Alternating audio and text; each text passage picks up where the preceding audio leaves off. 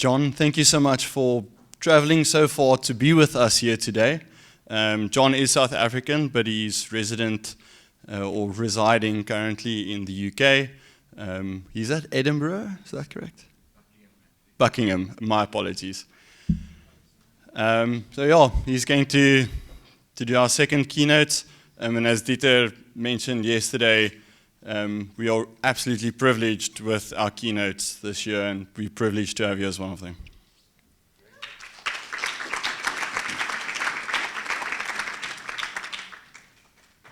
Getting your slides up.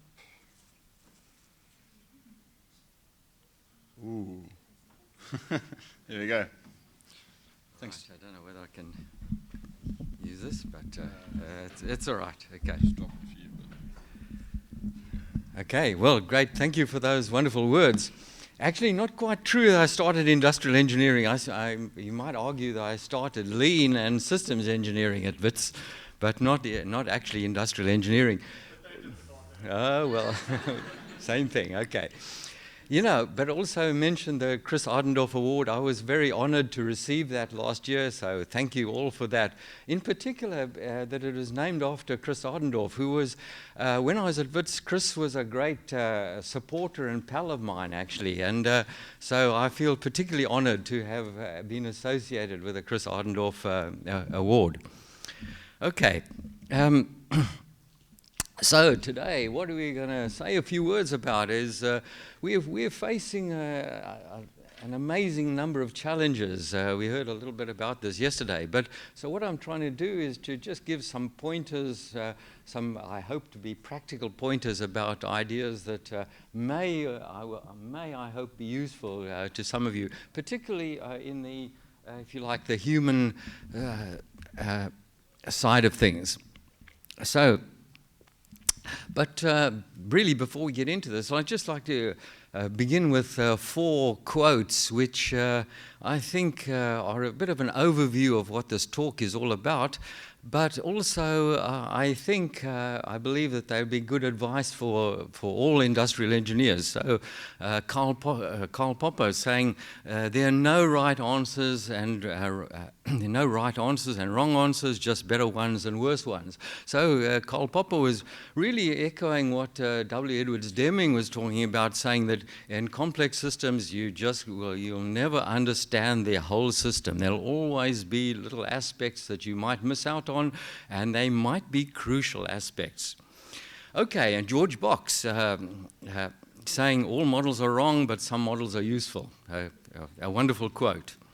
And then Stephen Johnson, the science writer, saying about his famous phrase, the adjacent possible. So Stephen Johnson saying that the vast majority of innovations come from what he called the adjacent possible. So, for example, Steve Jobs and the iPhone, combination of storage, devices, glass, telecommunications, music, all of those things put together. None of them were fundamental, but what was the breakthrough was putting them together.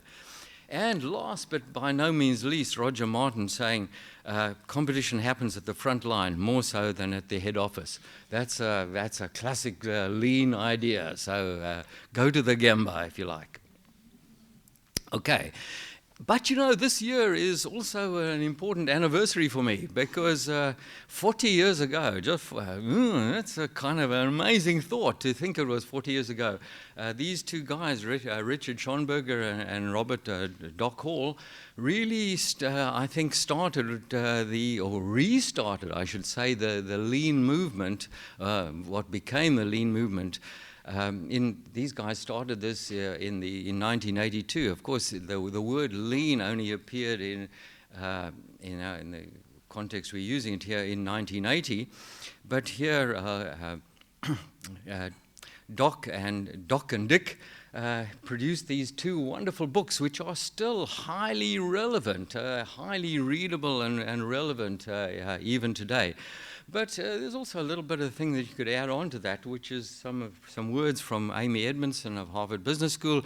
She's saying that really competitiveness in their current world really requires a change from, if you like, the one best way sort of standardization thing to involving everybody. So the changing from the one best way to getting to having a situation where industry is driven by ideas and ingenuity. But anyway, let's look at some of the appropriateness of some of the context. Some of you might, some of you older guys like me would have remembered the famous movie Ben-Hur. And so on the slave galley about running according to fear, punishment, sweat, repetition, no listening, tact time. Occasionally I still come across companies that run on those sort of bases, but with a bit of luck, that's disappearing.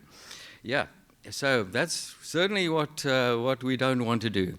But also, you know, many academics and people have written about the failure of lean and operations. So just a few of those people that have said things about that. So, but you know, we need to think about failure in two types. One is where you have an absolute failure and lose your money and a project totally fails. But then there's the other kind of failure, which is associated with the lean startup movement, where you want to fail quickly and fail often and thereby learn. So that's positive sort of failure. So a distinction between those two, I think, is very important. But anyway, let's have a look at some of the causes of failure, which is undoubtedly accelerated change. So, you know, in the last decade, we've had all sorts of really astounding things happen. Listing them, some of them on the left-hand side. But we've also had the story about, called exponential takeoff. So these are ideas that have been bubbling away in the background for quite a long time, but being exponential, they just kind of explode more recently, and so these are some of the things. Yeah, we all know about how climate change has suddenly appeared on the agenda. It's been around for a long time. Population explosion, robotics has been around for a long time, and so on and so on. So, yeah. And you know, psychologists have said that really human history, going back thousands of years, makes it that humans are not really amenable to exponential change. They've lived in a linear world. So we are being kind of exposed to a whole lot of new possibilities where, if you know, when the exponential graph takes off, the gap between what we know and what we should know can be quite significant. It's not really apparent in early days, but suddenly it takes off. Now, you know, also going back maybe 30 years to something that the famous quality guru W. Edwards Deming wrote just before he died, talked about what he called the system of profound knowledge. So, you know, Deming was a guy that was really critical of management. So he said that in his story about the system of profound knowledge, he said that the reason for many failures was due to many managers misunderstanding one or more of these factors. So first of all, misunderstanding variation, not being able to recognize common cause from special cause. So secondly, a failure to understand system or sub-optimization, believing that if you improve a part, it'll improve the whole. Maybe not true. Also, experimentation. So he said that a lot of managers didn't understand. Deming, of course, was very much associated with PDCA, Plan to Study Act, and so on. Didn't understand experimental method. And also said that many managers didn't really appreciate psychology. So he talked about intrinsic and extrinsic motivation. He said that many organizations are driven by extrinsic motivation, by pay and promotion and so on, whereas Deming's phrase was joy in work, intrinsic motivation. So, you know, I think these are, although Deming wrote this 30 years ago, still highly relevant today. But of course, more recently, we've had the idea of VUCA coming to light. So VUCA being something, well, there was an online seminar with the industrial engineers, with you guys, some weeks ago, where we talked about this. So, and you know, I think that the VUCA ideas are not a million miles away from Deming's ideas, because, yeah, I think there's almost a one-to-one correspondence there. So, you know, volatility, the effects of volatility, instability and risk, the effects of uncertainty, indecisiveness and delay, the effects of complexity, overload and mistakes, ambiguity, doubt, trust, misdirection. Okay, so let's just look into this a little bit more detail, saying that, you know, look first of all at some of the drivers of these various VUCA types, and what some of the responses are, and what some of the, I don't know, it's fair to say the industrial engineering type responses have been. But so, for example, volatility, hearing a lot more recently about the explosion in energy prices and how to respond from this. And, you know, often a response in many organizations has been empowerment. So great movements, at least where I come from, on empowerment, really the very big deal. But also from maybe an industrial engineering viewpoint, you might think that how has this been responded to? So we've got this idea of Teslafication. Oh, that's a wonderful word. So Teslafication means that the Tesla company buying interests along its supply chain so that it could extend its influence and not be caught out by exploding prices and changes. Okay, uncertainty. Well, uncertainty driven by, for example, COVID, inflation. We're hearing a lot about this in Britain right now. And I think chip shortages that closed down a whole lot of the car industry for periods of time. You know, and this has also been some quite an interesting one, because you get organizations like, for example, Polaroid and Kodak were initial entrepreneurs, initial companies that got onto digital. They were the pioneers of digital photography, but because of their uncertainty, they didn't carry it through. But, and there's also the famous Bay of Pigs story, which with John F. Kennedy and the Bay of Pigs Cuban disaster, which I won't talk about, but it's a nice little case study in itself. But, you know, the response that you might talk about here is that been a lot of, the response to uncertainty has been experimentation, and we'll be saying more about experimentation. So Google, for example, and Amazon doing hundreds of experiments every week and learning as they go. Complexity, well, climate change. And also organizational politics in particular. And, you know, there's sort of the disgraceful story about what happened at Boeing, where their focus on money making really almost destroyed the company. So the sad story of the Boeing 737 MAX, which actually resulted in 2 fatal crashes with quite a few hundred people killed and a massive fine, and almost did in the famous engineering company Boeing. I'm glad to say they've sort of recovered. There might be also a similar story with GE, with the exit of Jack Welch and what's happened and how GE, once the preeminent industrial company in the world, really, has gone down the tubes in many ways, also recovering. But agile has been the response to this sort of thing. So agile and sprints, and we'll say something about SAIIE production perhaps a little later. And then ambiguity. So a driver has been, say, Clayton Christensen's ideas of disruptive technology, where a new technology comes from behind and catches everybody out. And there are also some disgraceful things that have happened, like Volkswagen's Dieselgate, where they're now in for big fines and paid big fines in the US.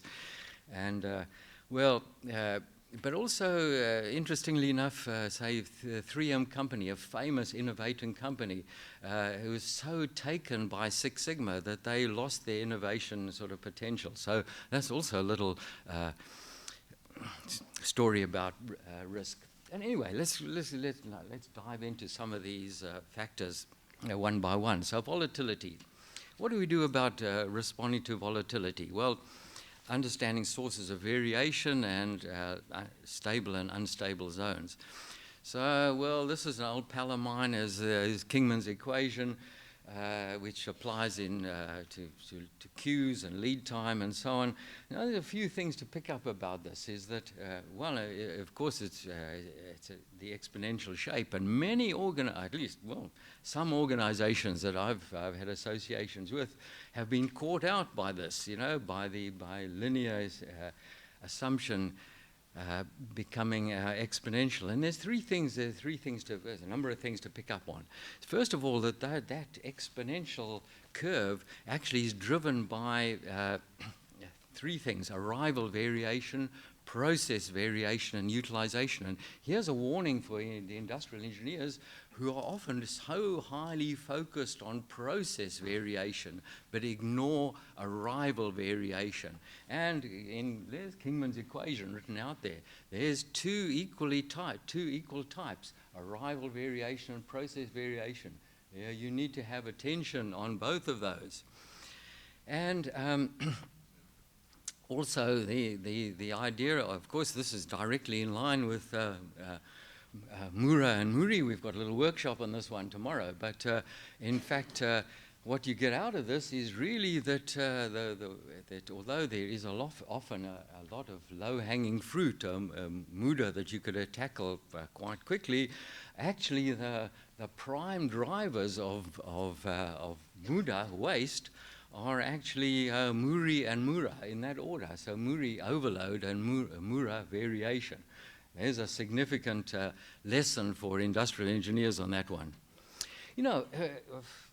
I've been lucky enough to associate with, being associated with some really great case studies in the more recent period of time. This one is to do with a German high-tech manufacturer, actually in Germany. I won't give you the name of the company, but company that has extreme volatility because of a build-to-order electronics manufacturer. And they've had Toyota engineers, Toyota people in to help them for quite a long time without much success. But actually, one of the sort of breakthroughs was actually quite a simple concept, really, was that what they decided to do is that their value streams could be broken down into stable and unstable zones, and maybe compartmentalize the unstable zones by a bit of non-lean, putting in extra inventory, because the unstable zones were creating a variation which destabilized the entire value stream. So, and then a hospital example, sort of similar, but putting together really three sort of simple industrial engineering ideas. So first of all, the idea of stable and unstable zones in a hospital. Think about stable and unstable zones. I think that's such a powerful idea. And then the idea of queuing dynamics that we've just been speaking about, like Kingman's equation and so on, and understanding the interaction of those. And the last one is also a good old industrial engineering technique, is just demand Paretos, where you looked at which are the highest demand products or patients and capitalize on that, and also breaking down into, for example, the types of demand being, is it normal, seasonal,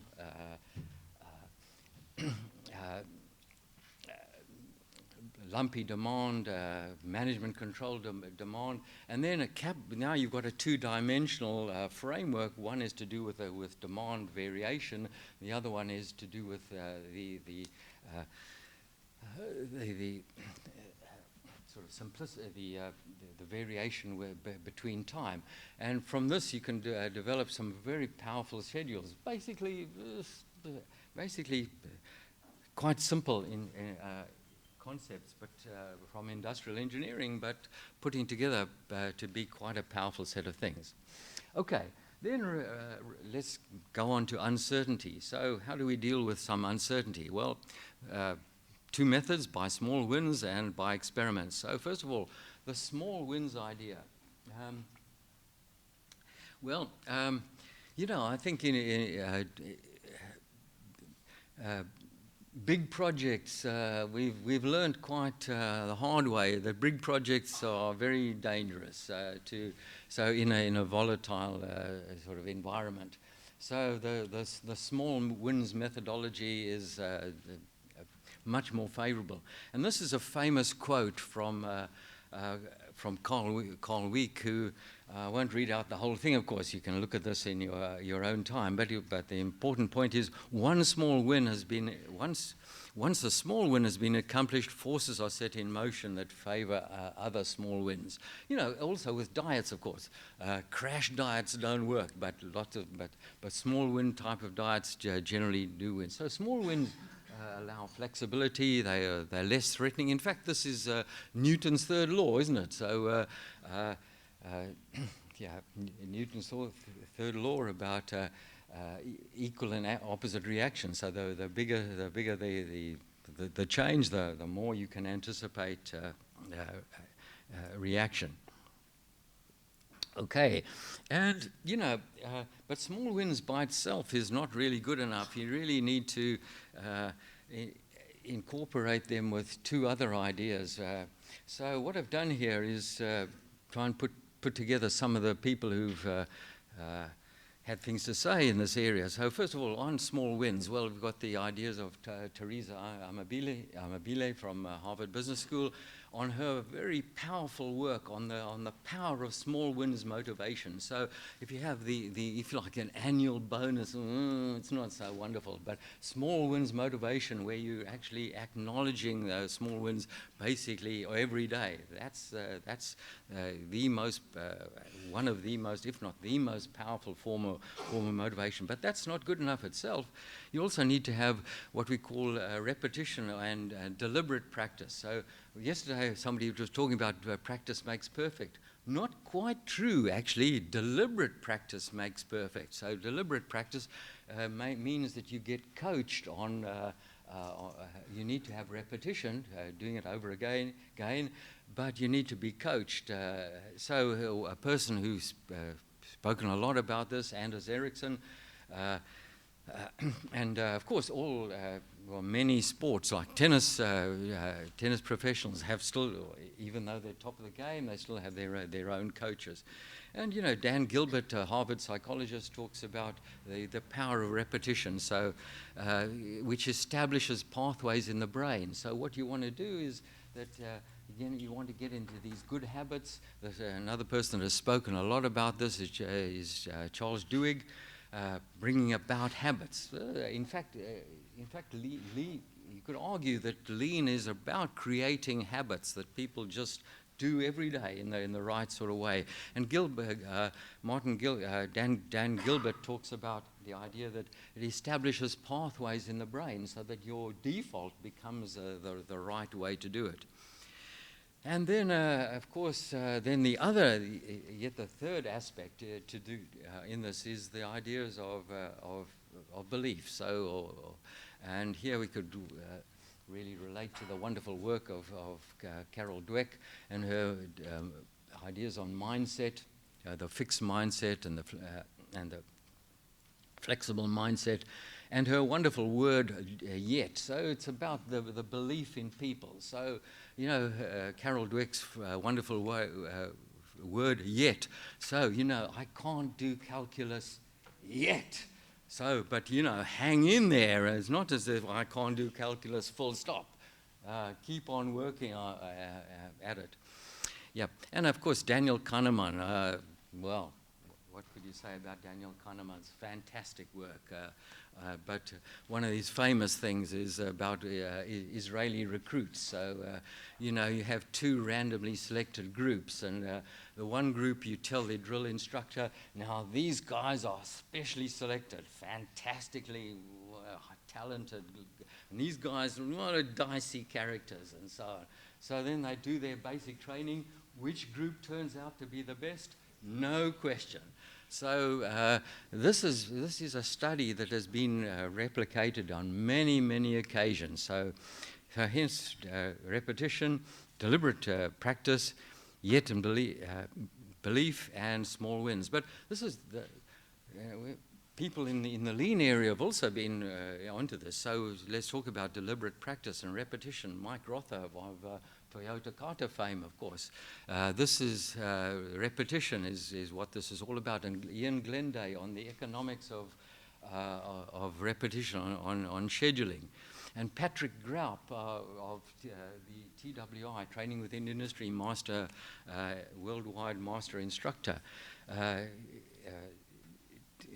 TWI is very much about repetition. So continue until you know that they know.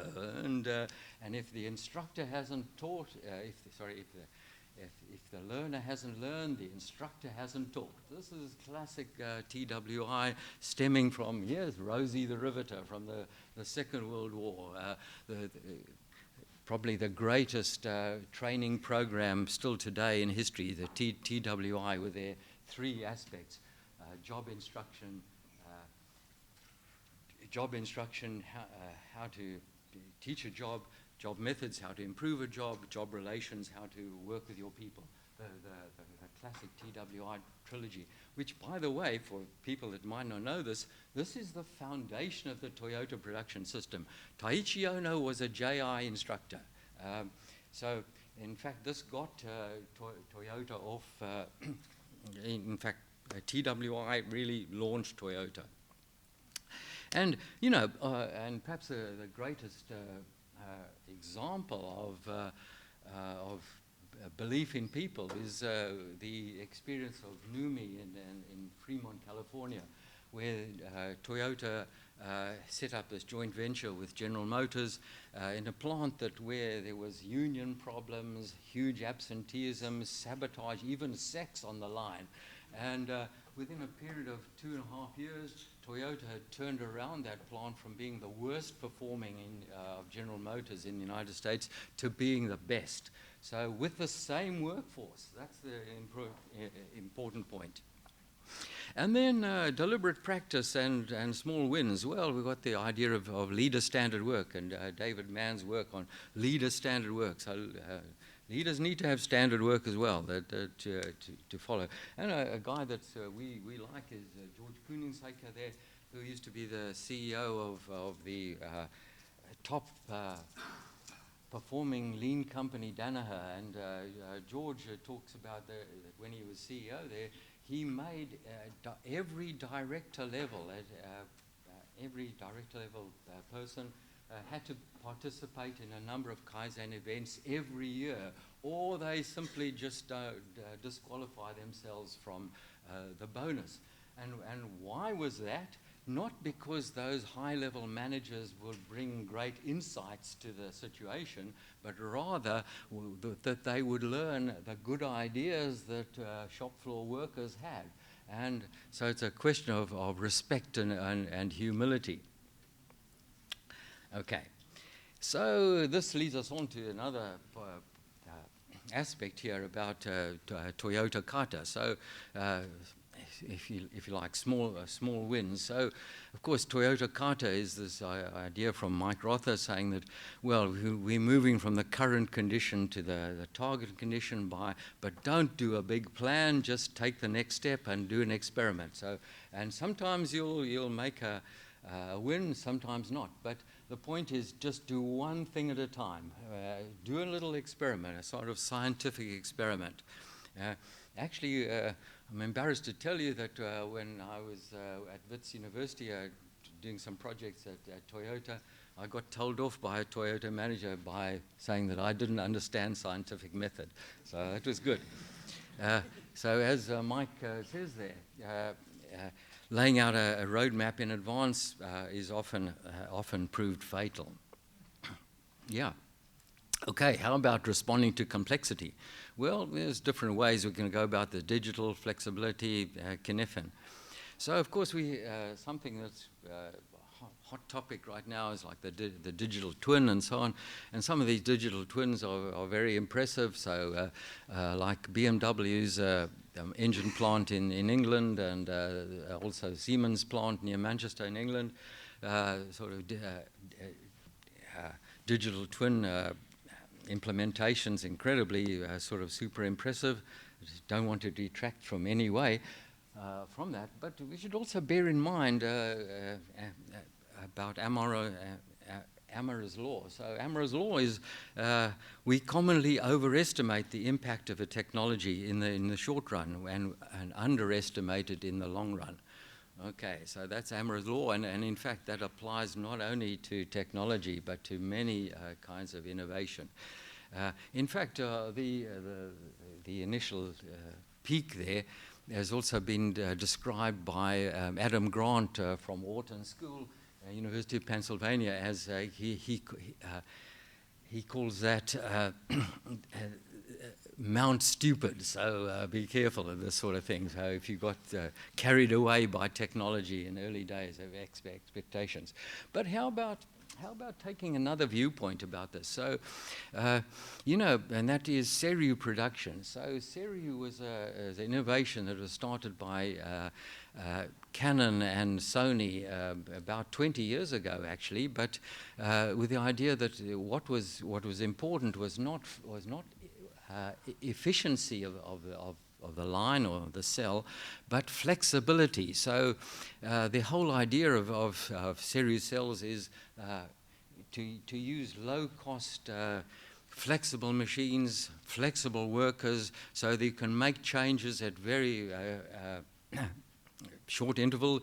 And if you have to pay a bit of a penalty about extra inventory or whatever, well, so what? You get your big advantages from lead time competitiveness.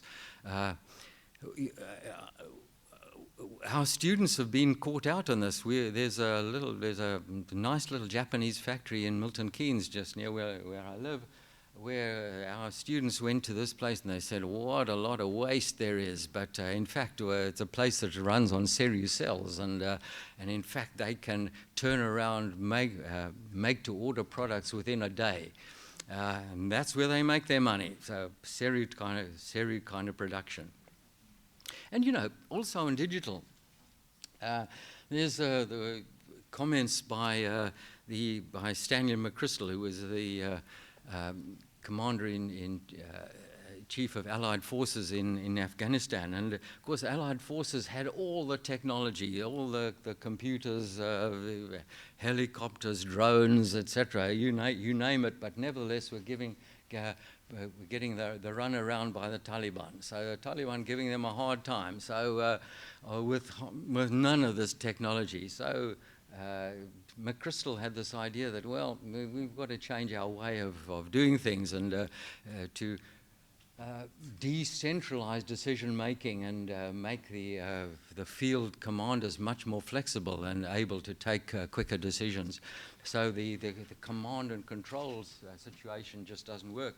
Also, McChrystal talked about the Battle of Trafalgar, where Nelson's great victory in that was according to McChrystal, not only due to Nelson's battle tactics, but the fact that he ingrained the ideas in his other naval captains of being able to take appropriate action in the short term as appropriate. And also McChrystal talking about something I think is very important here is the Perry principle. So this is sobering. The more visible something is, or the easier it is to communicate, the greater then temptation is to control. So don't fall into the sort of Western forces thing in Afghanistan. And okay, now I can also say a word about Cynefin. So I think there was this was also a subject that was mentioned recently in an industrial engineers seminar. But the idea of the Cynefin framework is that, as is a quote from Dave Snowden, the originator here, is making sense of the world so that we can act on it. And also to quote Sonja Bluchnout, who of course is South African, she says, being able to locate ourselves, helps us determine the appropriate actions to take and the methods and tools that are fit for the particular systemic context. So, okay, so this is the Cynefin framework, or at least a representation of it. Now, it should just, I like the analogy that Scott Page, who's an American professor, talks about to explain this idea about these different domains. So he says, like, the simple domain is where you've got a landscape with one single peak, and so you can find it. And that's okay. But complicated means that you've got several peaks. So you might be able to find one localized peak, but it's not necessarily the global peak. But whereas the complex environment is where the landscape is changing. You've got volcanoes appearing, and so what is optimal today might not be optimal tomorrow, and in fact it becomes highly unpredictable sort of situation.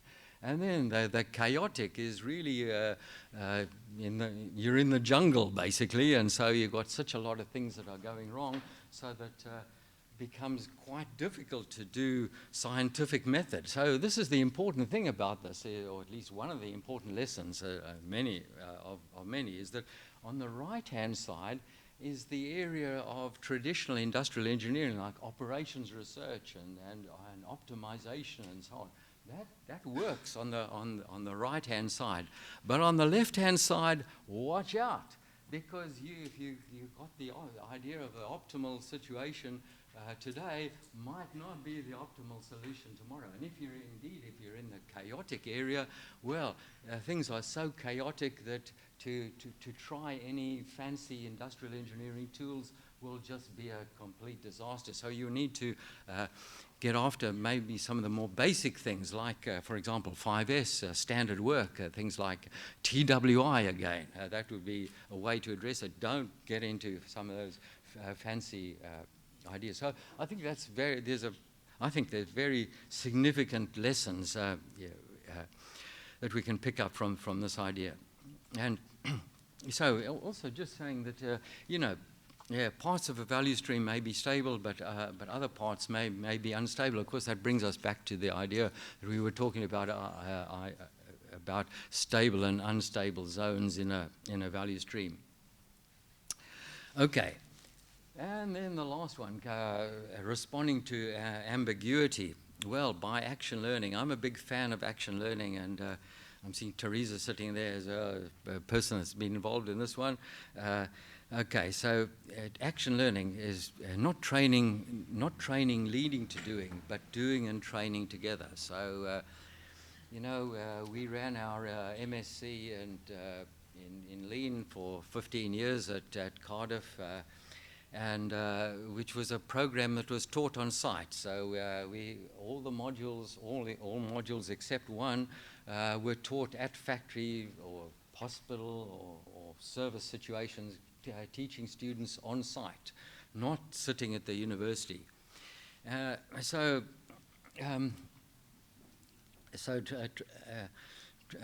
training, not training leading to doing, but doing and training together.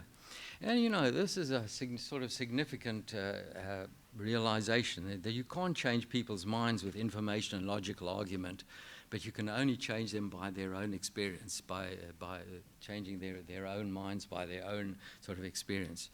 And we'll also talk about transformational leadership, psychological safety, and bias. So, you know, on the first one here, there's this famous story about what happened during the Vietnam War. The United States Air Force and the United States Navy made use of quite a number of planes, but one of the more famous ones was the F-4 Phantom, absolute brute of a fighter bomber, Mach 2 fighter bomber. But whereas the North Vietnamese had much less sophisticated planes, but the kill ratio, in other words, how many kills do you achieve as against how many kills that you suffer, was pretty disappointing. But what happened there was almost a perfect experiment was set up, because if you've read about this, or maybe it was some time ago, but President Nixon called a truce in order to get the North Vietnamese around the table, and these two, if you like, air forces took a different viewpoints. The United States Air Force continued on their old methodology of training, followed by combat flying. But we have guys in office and in lecture room, and we give them training on the plane, and then we expose them to the enemy. Whereas the United States Navy decided to do something very different, which was to select their top pilots and get them to pretend that they were North Vietnamese pilots, in fact. And so they had this learning by doing. So they put their pilots through, in fact, simulated combat training. And they filmed everything and recorded everything as it was happening, and then had a big debriefing session. And then when the truce ended, well, the United States Air Force, their kill ratio stayed the same, but the United States Navy kill ratio improved absolutely dramatically. So this has led on to something that we now find beginning to see quite widely in I think at least in British industry, for as well as the Defence Forces, that after action reviews of AARs. So AARs is that after every action, after every little change, have us sit down with and say, this is what we were aiming to do, this is what we did, what could we do better, what went wrong and what could we do better. And the secret of AARs is to do it immediately, to do them immediately, and also de-emphasize hierarchy. So everybody's got an equal say in what can go wrong and what went wrong and what you did right and what should go wrong. So AARs are now sort of taking off quite significantly. So, you know, we mentioned Anders Ericsson saying that, you know, we need to change our approach. So we've got the traditional approach has been to provide information about the right way, and then mostly rely on the student to apply that knowledge.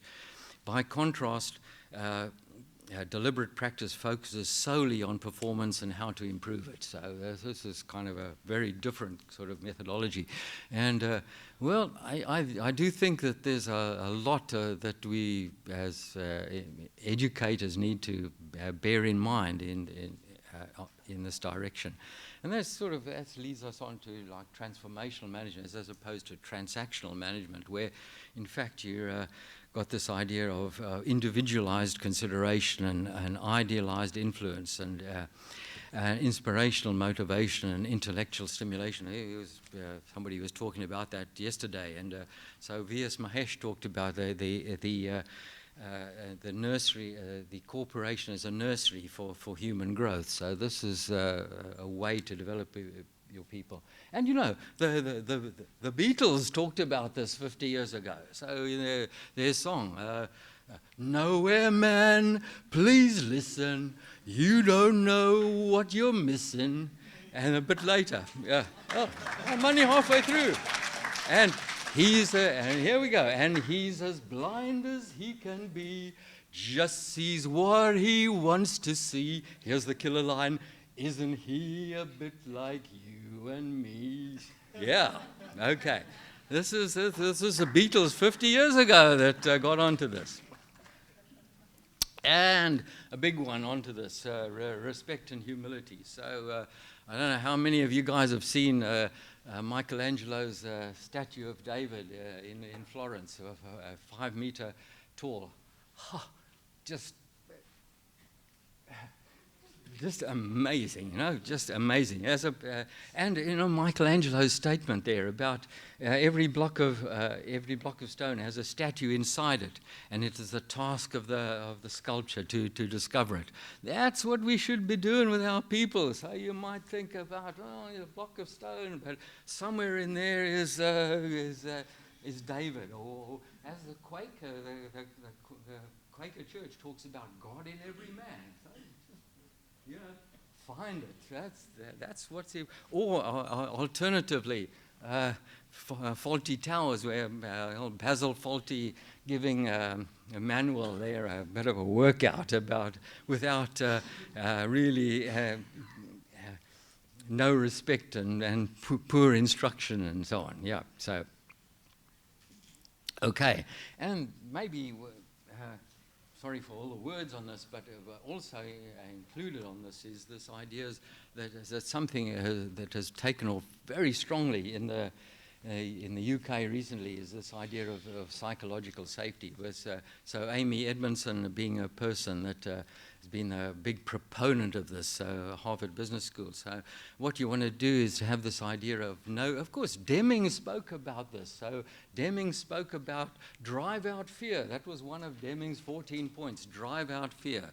So in today's competitive environment, if you have a fear-based system, you're onto a loser. So you want to have this idea that anybody can bring up good ideas, bad ideas, point out things without fear. So, you know, you've got to have the idea that people may lose their jobs because of environment, but will not lose their jobs because of efficiency, for example. So, and, you know, there's that famous story of Thomas Watson saying that about one of his employees made a $1 million mistake, and he said, "Oh, you're obviously going to fire this guy." So he said, "No, I'm not going to fire this guy. Of course not. I've just invested $1 million in his education." So this is what we need to do. And then also related to this, the ideas of bias. I believe there are more than 60 kinds of bias. This is also something that Daniel Kahneman has brought to the fore, is the types of bias. But, you know, for industrial engineers, I think one of the most dangerous kind of biases is the us and them bias. So it's us is the industrial engineers, and those other guys are the accountants, and or us as the managers, and the other guys are the workers, and there's the male and the female, and all these. And of course, this goes back into prehistory. So saying that psychologists are saying that the us and them outlook has been something that humans have actually developed for their own development and safety and so on. But in fact, in the modern era, it's something you want to break down, is this idea of the them and us sort of syndrome. And also related to this, the fundamental attribution error, where your opinion of someone is coloured by the situation or status. And, you know, we've got to be careful about. I heard a lot of talk over the last couple of days about criticising managers of saying, I know nothing about this, but about ESCOM, for example, and saying, oh, well, managers and so on. But, you know, a lot of this is situational. So there's Phil Rosenzweig's book, The Halo Effect, is just amazing. So it talks about the fact that a manager in one environment might not work too well in another environment, and so on. I could commend that one as something to pick up on. Okay. And so finally, to conclude all what we've been speaking about, so here's a little quick and dirty for you guys to leave behind, is industrial engineering for the future. Heart, okay, we need to involve our workforce and bring our heart to the work. So without heart, well, we're lost. Head may be something that we've been, with a bit of luck, had that aspect. Hands, but hands being hands-on. So go to the Gemba and see first eye, and learn firsthand. Health, of course, being always a priority, and habitat or environment being something that is increasingly important. So here's something to leave you with: heart, head, hands, health, and habitat. And, you know, why do we talk about failures? Well, we should talk about opportunities. That we heard about that yesterday. So, okay, guys, there we go. I'd say to you guys, Hamba Geishle. So, yeah.